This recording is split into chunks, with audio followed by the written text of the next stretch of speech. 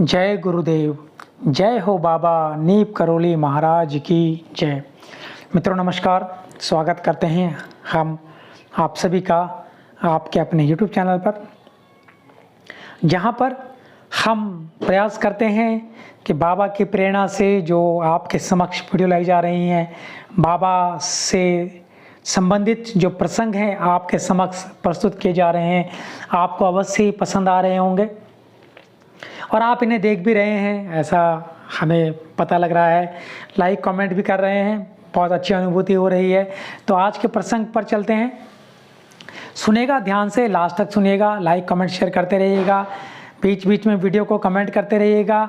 आपका कोई सुझाव वो दे सकते हैं और बढ़ते हैं आगे प्रसंग की तरफ। बात है एक डॉक्टर की जो कि मुंबई के रहने वाले थे। इनसे कई अति विशिष्ट व्यक्तियों का उपचार किया था, जिनमें भारत के प्रधानमंत्री पंडित जवाहरलाल नेहरू भी थे। यह व्यक्ति स्वभाव से तो अत्यंत ही कठोर थे, लेकिन इलाज के दौरान यह दूसरों को कई बार मालिश भी कर दिया करते थे। यह डॉक्टर एक बार महाराज जी के पास गए। उस समय एक स्थानीय भक्त भी उनके पास बैठा हुआ था। उसे देखते ही बाबा दूसरे कमरे में चले गए। इससे मिलने से उन्होंने इनकार कर दिया। महाराज जी दूसरे कमरे से ही चीखे, तू नेहरू को बचा नहीं सका, क्या बात हुई? डॉक्टर ने सफाई दी, जब मैंने उनकी मालिश की तो उनकी हालत में सुधार हुआ, परंतु उनके स्नायु तंत्र बहुत खराब हो चुके थे। इस डॉक्टर ने बाबा के दूसरे भक्त को बताया कि वह 12 महीने विदेश में रहकर अति विशिष्ट व्यक्तियों का इलाज कर रहा था। जब उस भक्त ने डॉक्टर से पूछा कि वह महाराज जी को कैसे जानता है, तो उसने बताया, पहले साधु संतों पर मुझे विश्वास नहीं था। बात 1942 के स्वाधीनता आंदोलन में की है, जब मैं भी क्रांतिकारी था और मुझे गोली मार देने के आदेश थे।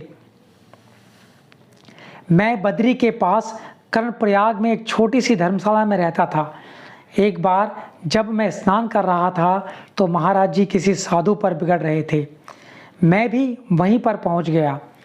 जब महाराज जी का गुस्सा शांत हुआ तो उनकी नज़र मेरे ऊपर पड़ी।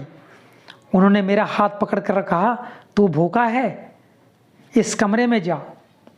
कमरे में ताज़ी पूड़ियाँ और आलू रखे हैं, खा ले। मैं कमरे में गया और जितना खा सकता था खाया। महाराज जी ने फिर कहा, अपने पास बाद में खाने को कुछ और रख ले और भाग जा।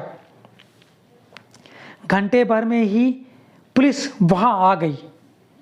तू तिब्बत निकल जा, पर इस रास्ते से मत जाना, दूसरे रास्ते से जाना।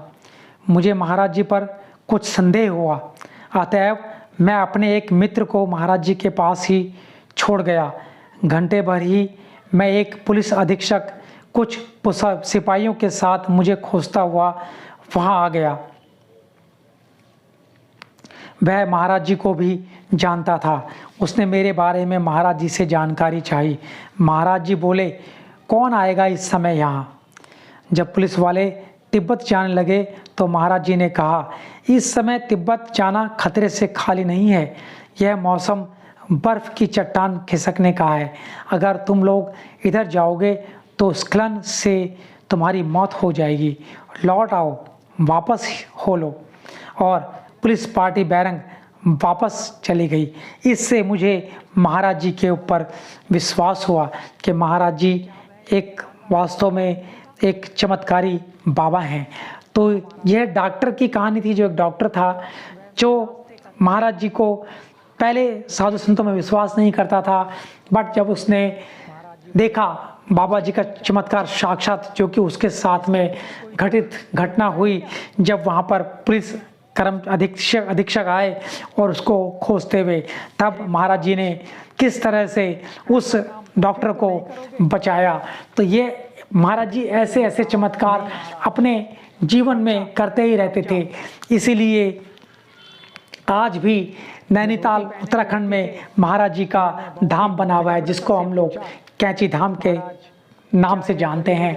तो बोलिए सभी लोग बाबा नीम करोली महाराज की जय। आशा करता हूँ आपको ये प्रसंग, ये कहानी पसंद आई होगी और आपने वीडियो को लाइक, कमेंट और शेयर भी किया होगा। नहीं किया है तो कर दीजिए और चैनल को सब्सक्राइब नहीं किया है तो चैनल को सब्सक्राइब कर दीजिए। मिलेंगे अगले प्रसंग में कल। तो आज के लिए इतना ही। धन्यवाद, धन्यवाद, धन्यवाद।